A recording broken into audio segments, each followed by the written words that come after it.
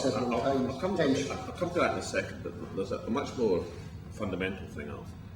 That is the argument or the debate about whether people vote for change on rising expectations, on success, or whether they vote for change on falling expectations or failure or frustration.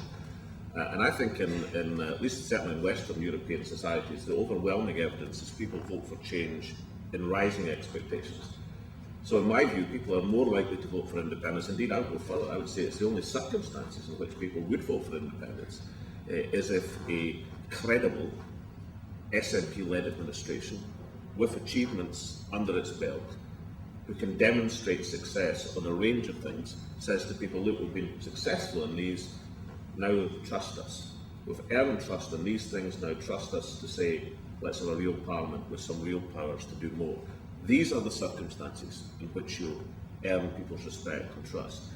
On the question of the repeated referendums, I actually think at the manifesto launch, I was surprised at the coverage, because I think I actually said, if not the opposite. The point I was making was this. That firstly, obviously, I'd like to anticipate success. Hypothetical questions on the stock and trade of journalists, and that's understandable. Usually it's best to hypothesise on success rather than failure. So I'd like to, I love questions, what happens if you're successful as opposed to what happens if you fail. But in the circumstances that you ask the question on referendum and independence and get it, then you could only have another referendum if the people so allowed in a future general election.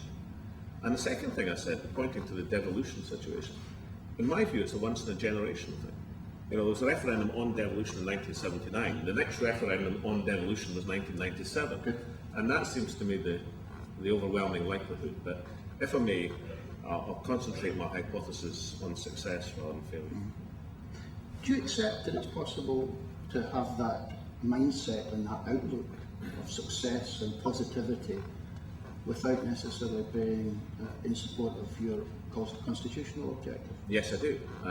I do think, however, it's more likely that a sort of can-do attitude, people with that attitude are more likely to favour independence or change than people who have a more can't-do attitude about things. But, no, of course, people... There are positive unionists. Of course, yes, of course there are. I don't think the case for the union is, generally speaking, argued in a positive way.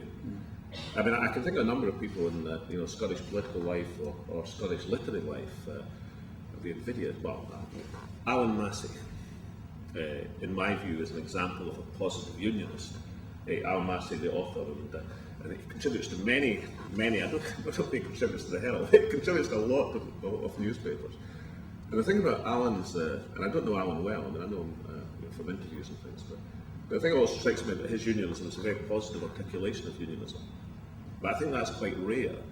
I mean, the unionist message in Scotland tends to be, overwhelmingly in this campaign, not so much a pro-union message as an anti-independence message or an anti-SNP message. It's about, the 7 plagues of Egypt are going to descend upon Scotland the day after independence. The locusts will be everywhere.